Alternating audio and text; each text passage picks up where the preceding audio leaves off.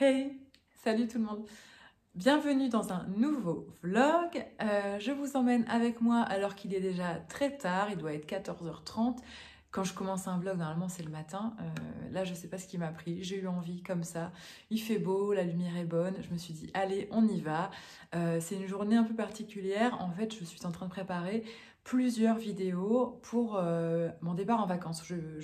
On a pris des vacances les 2 premières semaines de février avec mon conjoint, avec Monsieur Lee.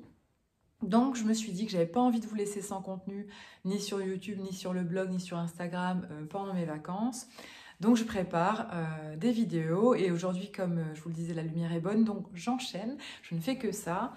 Et là, je m'apprêtais à tourner une vidéo sur ma pile à lire des vacances. J'ai préparé cette petite pile que j'emporterai avec moi en vacances et je m'étais dit que j'allais vous filmer ça, peut-être que ça pouvait vous inspirer ou vous intéresser. Et pour l'anecdote, au moment où j'ai pris ma caméra, j'ai commencé à tourner et au bout de 5, 10, voire peut-être même 15 minutes, mon écran s'est mis en veille et là j'ai compris que je n'avais pas appuyé sur le power et que la caméra n'avait jamais été activée. Donc voilà, je dois recommencer du début et je me suis dit quitte à recommencer du début, autant faire un vlog. Ça peut toujours être sympa aussi à filmer. Voilà, écoutez, je vais tourner cette vidéo et je vous reprends juste après. Voilà ce que ça donne une fois le tournage terminé. Je vais pouvoir mettre un peu d'ordre dans mon salon et ranger tout ça. Voilà, je viens de terminer 4 vidéos pour YouTube. Je ne pensais pas être aussi productive. J'espère que niveau montage, ça ira et que je serai contente du résultat. J'ai tourné aussi 6 vidéos TikTok ce matin, il me semble. Je vous l'ai déjà dit hein, dans un précédent vlog, mais je fais ça vraiment. Je les prépare en général tous les lundis matins. Là, nous sommes lundi. Et comme ça, j'ai de quoi faire sur toute la semaine. Après, j'ai plus qu'à poster. C'est un gain de temps incroyable. Et en général, je profite d'une journée lumineuse comme aujourd'hui pour le faire. Je vais aussi vous montrer le joli bouquet que j'ai reçu d'Estelle. Estelle, vous la connaissez, c'est petite lectrice sur Instagram et sur YouTube. Hein, elle est présente aussi sur YouTube. Elle m'a fait la surprise ce week-end de m'envoyer ce joli bouquet de mimosa et d'eucalyptus, puisqu'elle est productrice d'eucalyptus. Ça sent divinement bon et j'étais ravie de mettre ça dans mon décor pour mes vidéos YouTube. Comme ça, vous aurez l'occasion de voir ça sur 4 ou 5 vidéos tout le mois de février. Voilà, petit clin d'œil à Estelle, merci beaucoup si tu passes par là parce que franchement, je suis ravie de cette surprise. Et puis, je voulais aussi vous montrer mes réceptions, j'allais dire livresques, mais il n'y a pas que des réceptions livresques aujourd'hui.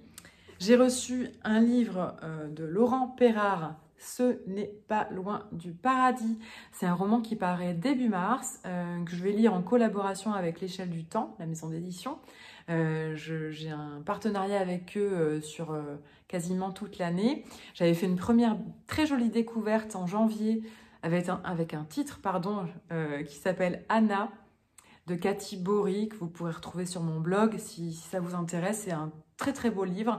Mes copines blogueuses qui l'ont lu également ont toutes eu un coup de cœur. La couverture d'ailleurs est sublime. Et c'est ce qui m'avait d'ailleurs convaincue de travailler avec eux. J'aime beaucoup leur travail éditorial. Je trouve leur couverture à chaque fois de très grande qualité. Donc je suis ravie de pouvoir découvrir ce livre très prochainement. Je le lirai probablement fin février pour pouvoir vous en parler à sa date de sortie. Et puis j'ai reçu un petit jeu avec Monsieur Lee, vous le savez peut-être, on est très friand de jeux de société. On a occupé nos longues soirées de confinement en 2020 par des jeux.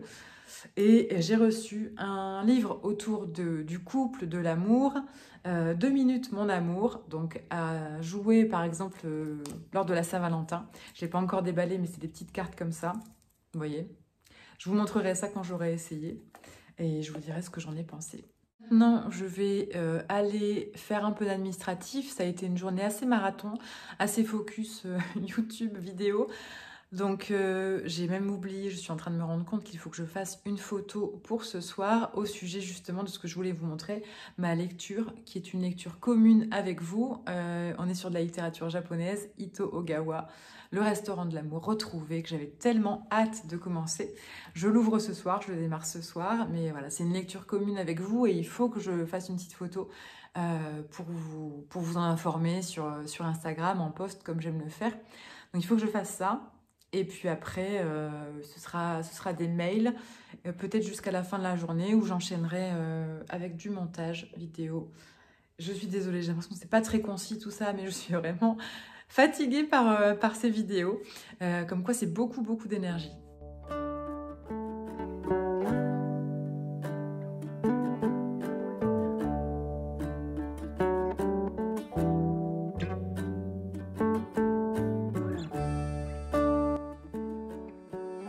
J'étais en train de répondre à un email d'une abonnée qui m'écrivait pour me dire qu'elle venait de me découvrir et qu'elle se demandait ce qui se cachait derrière la lecture commune que je propose actuellement.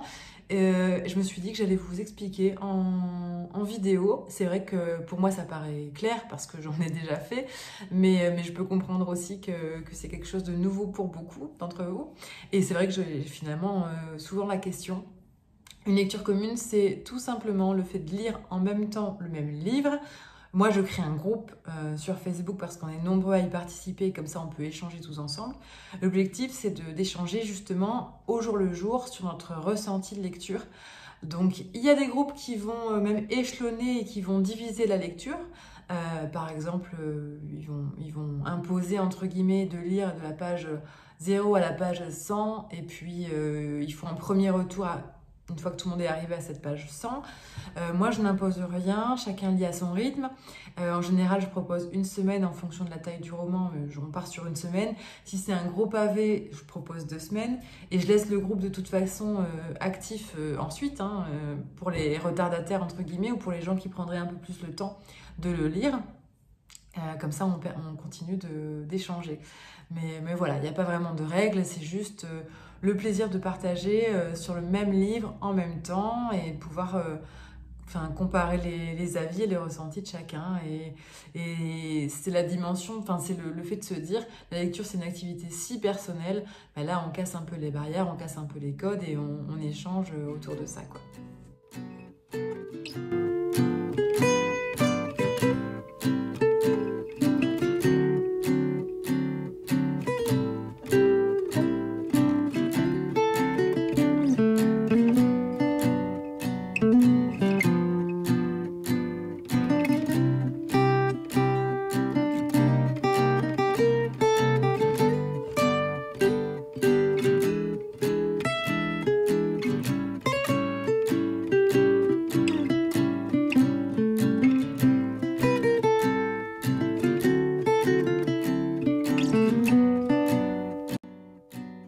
Je profite de ce vlog pour répondre à l'une d'entre vous.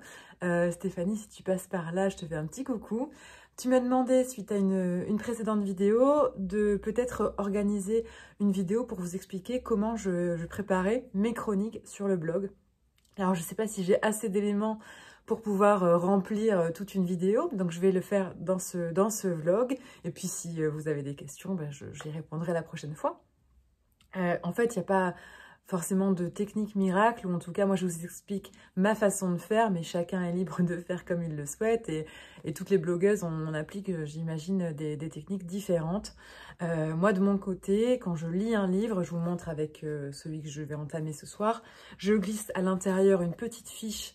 Si ça vous intéresse, je peux vous donner la référence, c'est Foglietto, la marque de ces fiches. J'ai toute une boîte à la maison, il y a plein de formats différents en plus, donc vous pouvez regarder si ça vous dit. C'est pas une collaboration, mais voilà, je les utilise vraiment depuis 2 ans et je ne m'en lasse pas. Cette petite fiche, en fait, je vais y noter des éléments clés durant ma lecture, par exemple le nom d'un personnage qui est important pour moi ou que je veux pas oublier, je sais pas, vraiment soit des éléments de l'histoire qui vont se passer dans l'histoire et que je voudrais ensuite expliquer dans la chronique, ou alors des sentiments, des choses que je ressens vraiment au moment de ma lecture. Donc si je termine un chapitre et que j'ai été très émue sur ce chapitre-là, je vais écrire mon ressenti pour que 1 semaine, 2 semaines plus tard, après ma lecture, au moment où je me mets face à mon ordinateur pour rédiger ma chronique, ça me revienne plus facilement. Donc en général, ça prend pas plus d'une fiche comme ça. C'est très rare que j'entame une 2e fiche, donc c'est vraiment des éléments très, très furtifs. Et puis ensuite, comme je vous le disais, 1 semaine ou 2 semaines après, vient le moment de rédiger ma chronique. Là, ce que je fais, c'est que je vais relire la 4e de couverture. Je vais relire également ma fiche complète. Et puis, je vais relire parfois la première page parce que dans chaque chronique, je vous mets un extrait d'un texte. Donc, bien souvent, c'est la première phrase du l'incipit, comme on dit, la première phrase du livre. Mais des fois, cette première phrase, elle n'est pas significative de l'histoire. Et donc, je vais un peu farfouiller dans le livre pour trouver quelque chose de plus important, de plus parlant. Donc, ça m'arrive de relire quelques extraits du livre avant de rédiger ma chronique. Et puis ensuite, j'ai un peu toujours la même structure, moi, que je respecte. Je vous place le contexte en début de chronique. Donc, je vais vous dire comment je suis tombée, comment ce livre est entré dans ma vie. Est-ce que c'est dans le cadre d'une collaboration avec la maison d'édition? Est-ce que ça a été un cadeau d'une amie? Est-ce que c'est moi qui ai vu ce livre, je sais pas, en librairie plusieurs fois et qui l'ai acheté? Ou est-ce que c'est un de mes auteurs phares et que je ne pouvais pas m'empêcher de l'acheter? Est-ce que j'ai écouté un podcast au sujet de ce livre et c'est ça qui m'a fait le lire? Voilà, je vous mets le contexte parce que je trouve ça important et moi j'aime bien savoir comment un livre est entré dans la vie de chaque lecteur, donc je le fais en général dans ma chronique. Ensuite, je vous fais mon petit résumé, donc ça reprend pas la 4e de couverture, mais je vais vous résumer en quelques lignes l'histoire. Et puis ensuite, je vais développer ce que l'auteur a mis en place. Alors ça va être comment j'ai trouvé la plume, comment c'est écrit, est-ce que c'est poétique, quels sont les thèmes récurrents du roman, qu'est-ce qu'elle évoque, quel est le message, je dis elle, mais ça peut être il, hein, l'auteur, qu'est-ce que l'auteur a voulu nous expliquer. Et puis, en toute fin, je vous donne vraiment mon ressenti. Qu'est-ce que moi, j'ai aimé en particulier dans ce livre? Qu'est-ce que j'ai peut-être moins aimé? Quelles ont été mes déceptions? Ou voilà, si c'est un coup de cœur, pourquoi ça a été un coup de cœur?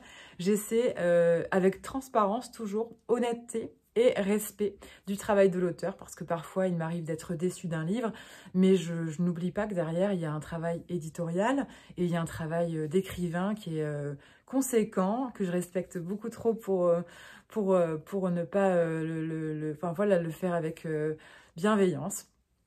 Voilà comment je fais mes chroniques. Je pense pas avoir oublié d'éléments, mais Stéphanie, si je n'ai pas répondu à ta question, tu me le diras. Et puis, si ça vous a fait penser à d'autres questions, dites-moi en commentaire et puis je vous répondrai. Je peux peut-être vous rappeler aussi que j'avais pris des cours dans un atelier d'écriture en ligne. Ça, je le mentionne souvent. D'ailleurs, vous allez me poser la question parce que la question revient tout le temps.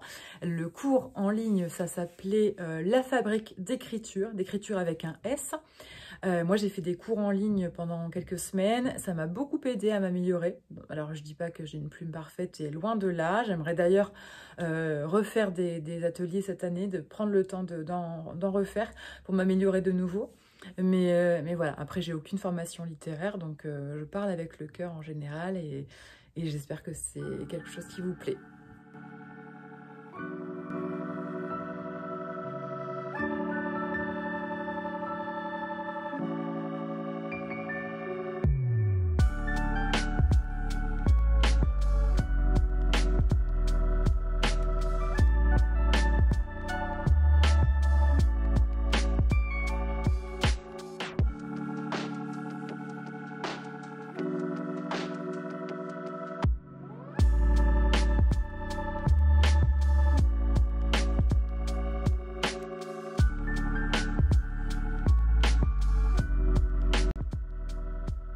Je vais conclure ce vlog ici, il est 17h30. Je pensais faire un peu de montage vidéo, mais là clairement je n'en peux plus. En fait j'ai vraiment la fatigue visuelle, j'ai mal aux yeux. Et comme je fais le montage sur un écran, forcément je vais me calmer. Je pense que j'ai fait assez de vidéos pour aujourd'hui.